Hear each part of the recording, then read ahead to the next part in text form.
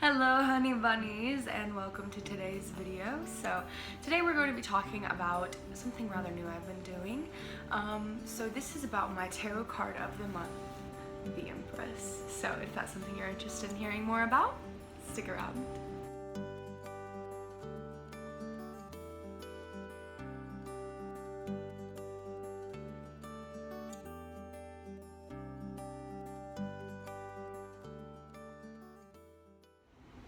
Okay, so the Empress.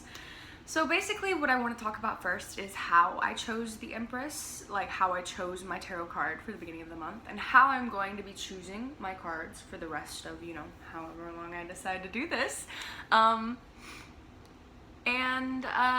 I'll be talking about what the Empress means to me, what she really represents, some kind of odd things that I've noticed about the Empress as I've kind of done more research into her and looked at Excuse you, puppy dog. Where was I? Some of the odd things that I've really noticed as I've been looking into the research or looking into the Empress and the way she's been represented throughout the years. So we'll be talking about that for a little bit. And finally, I'd like to talk about some ways to embody Empress energy. And I do think that this is a fairly useful energy to have within you and to really embrace and just take hold of, whether you're a guy or a gal or a non-binary pal, because it's great and it's wonderful, and you'll see why. So first and foremost, how I chose my card for the month.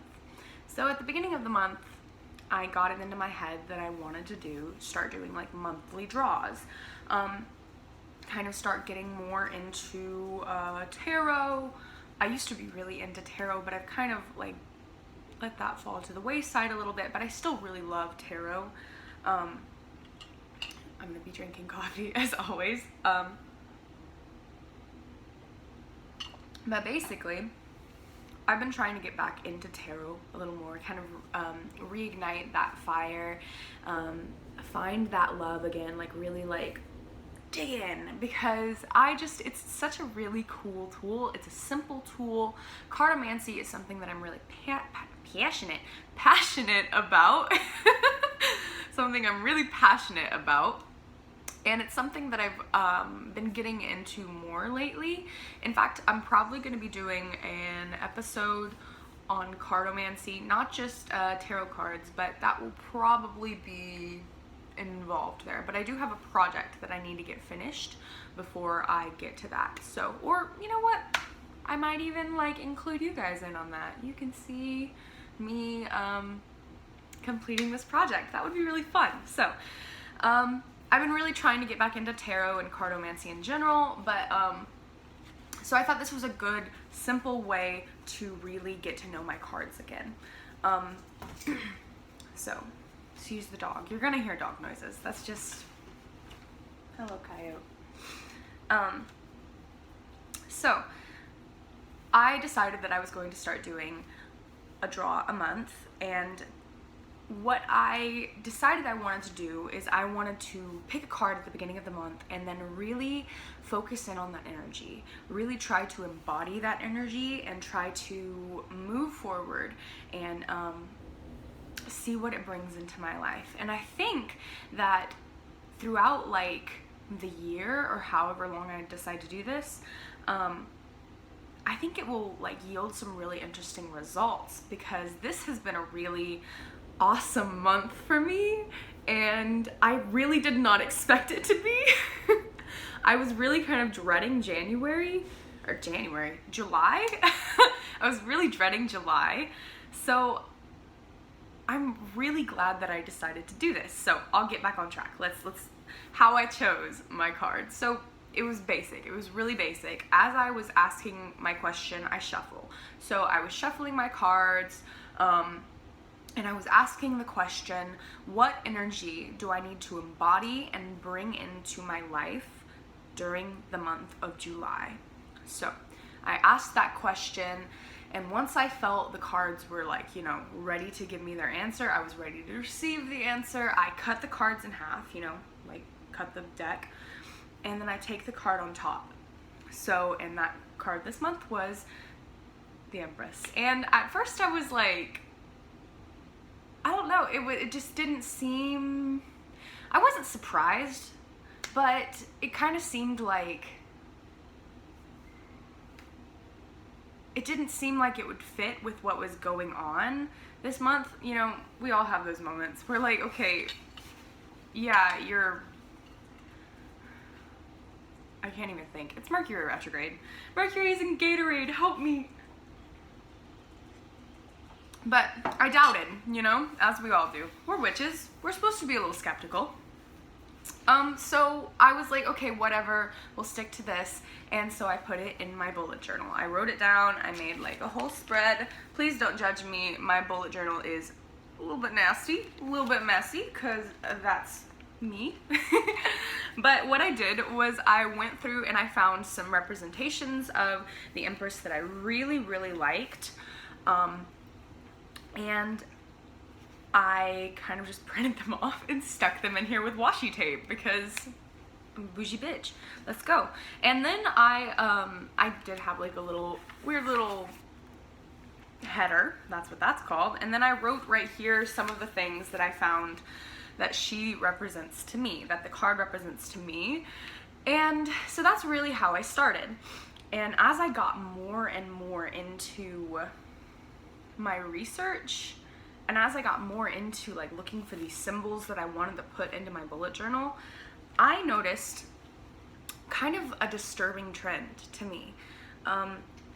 Just about every depiction of the Empress has her frowning, has her unhappy looking. She seems bothered, she seems upset, she seems a little broken, she's rarely ever depicted smiling. And I mean, not that there's anything wrong with not smiling. I mean, shit, we've all been told, hey, you'd be a lot prettier if you smiled more often, and you know, nothing can make a girl frown quicker than that.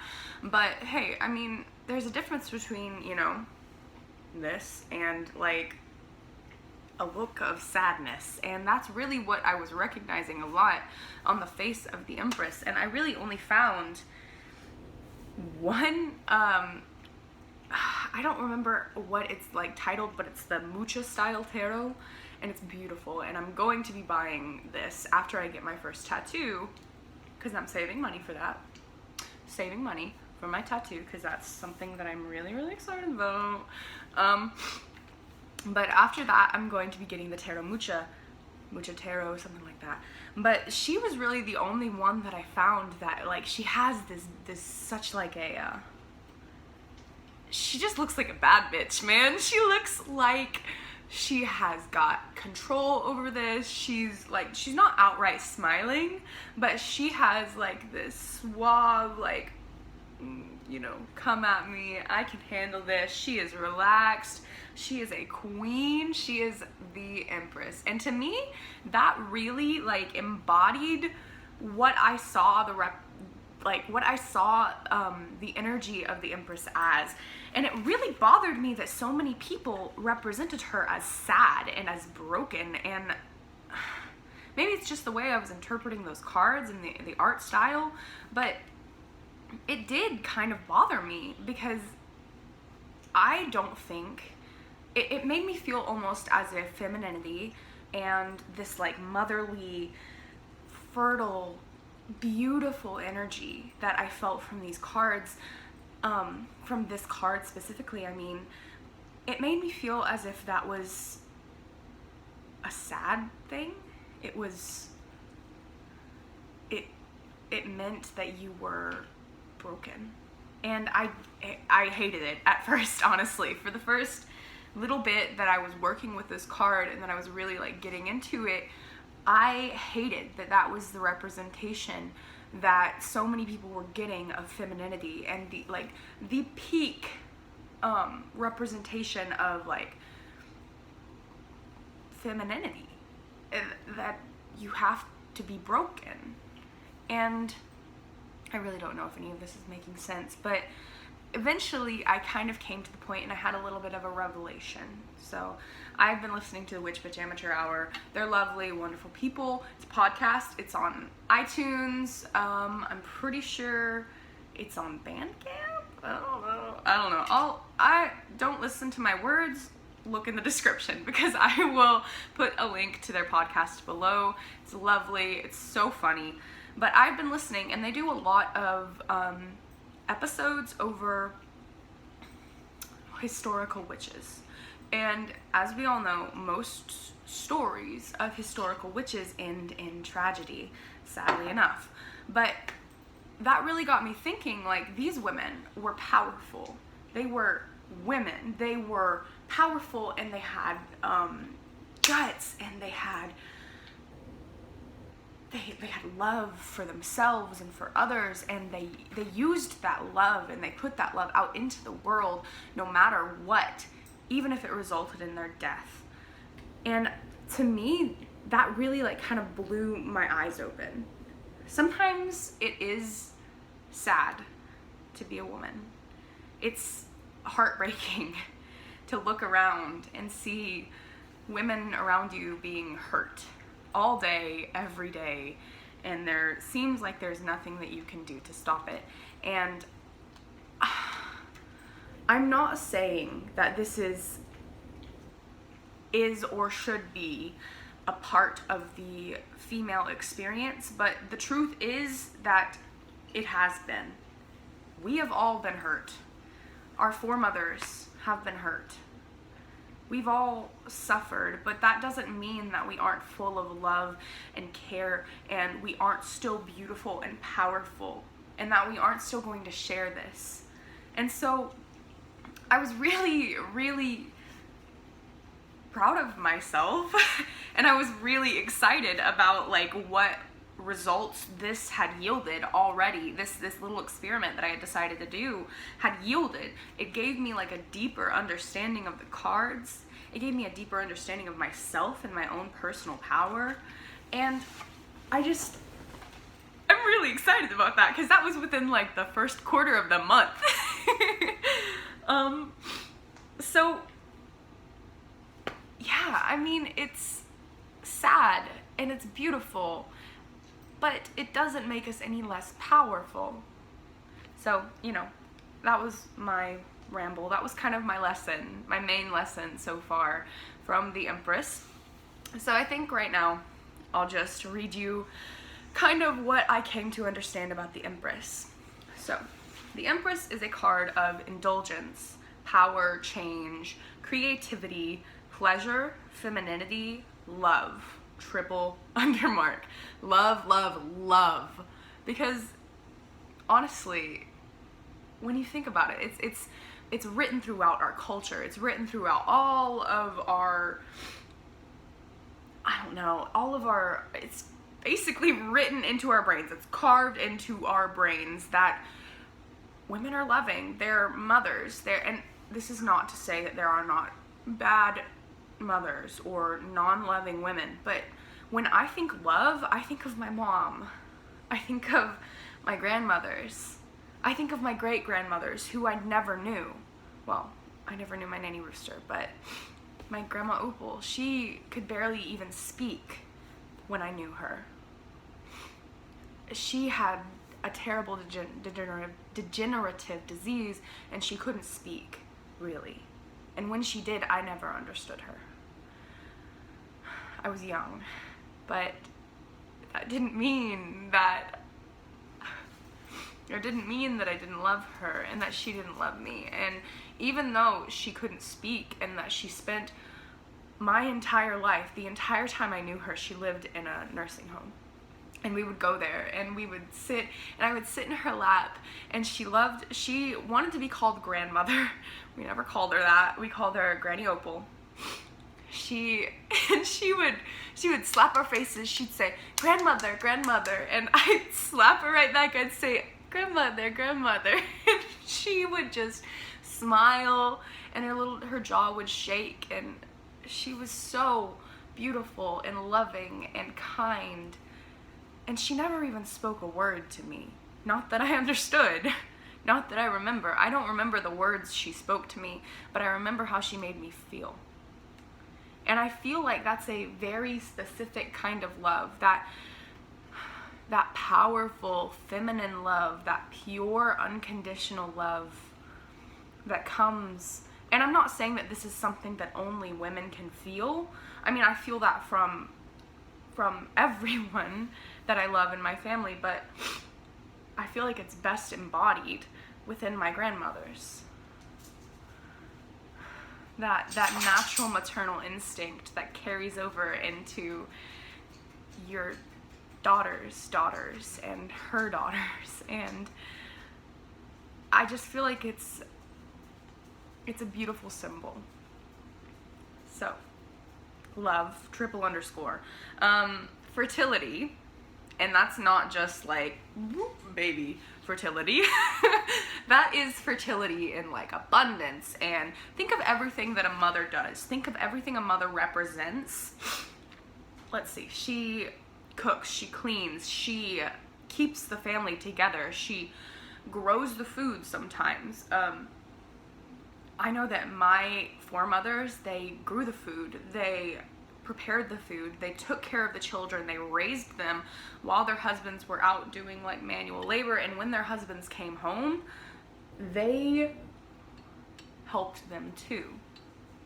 They never stopped helping, they never stopped creating, they never stopped making things and making the world a better place.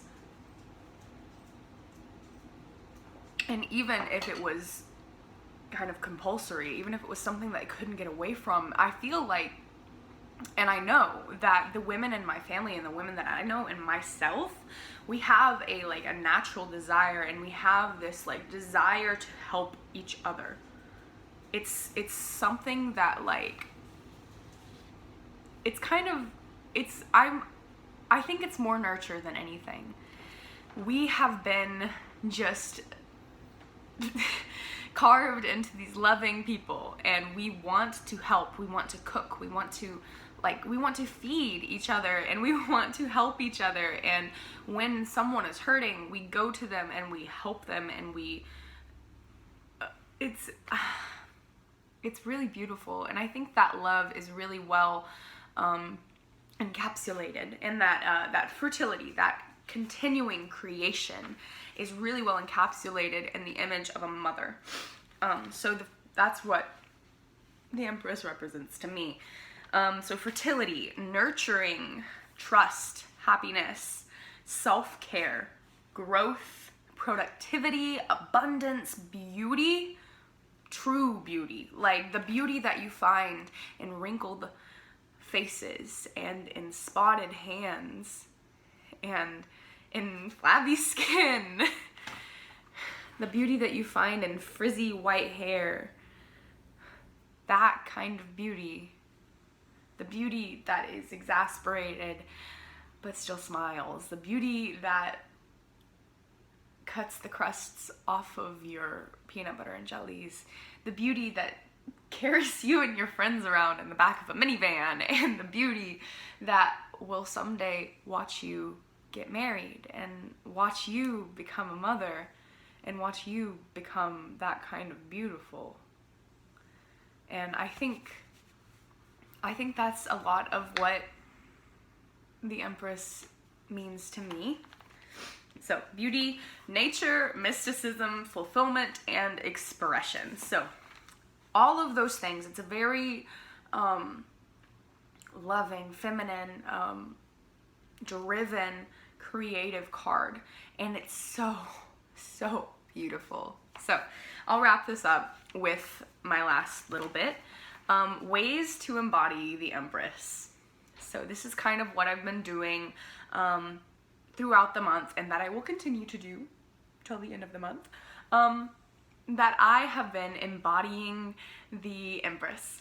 So wear clothing that you love, care for your body, exercise, eat good, healthy food. Don't associate with those that aren't kind to you. Love yourself and show that love daily. And I know how hard that can be. But stand in front of the mirror and tell yourself, repeat the things that your ancestresses say to you, that they whisper in your ears. You are beautiful. You are the product of so much love. We love you. We are within you. You love yourself. Form habits you can be proud of. Form habits that make your ancestors proud. Appreciate the women in your life. Say thank you. Maybe bake some cookies. Maybe go help them clean their house or clean their car or, you know, just give them a gift or just a hug. Just give them a hug. And yeah, so that's all I have. I intended this video to be shorter than usual, but that didn't happen. So I hope you enjoyed this. I hope that this inspires you to go on your own little tarot journey and to learn from the cards and to really dig into them and to learn from the Empress. So I will see you later, honey bunnies. I love you and you're wonderful. Mwah.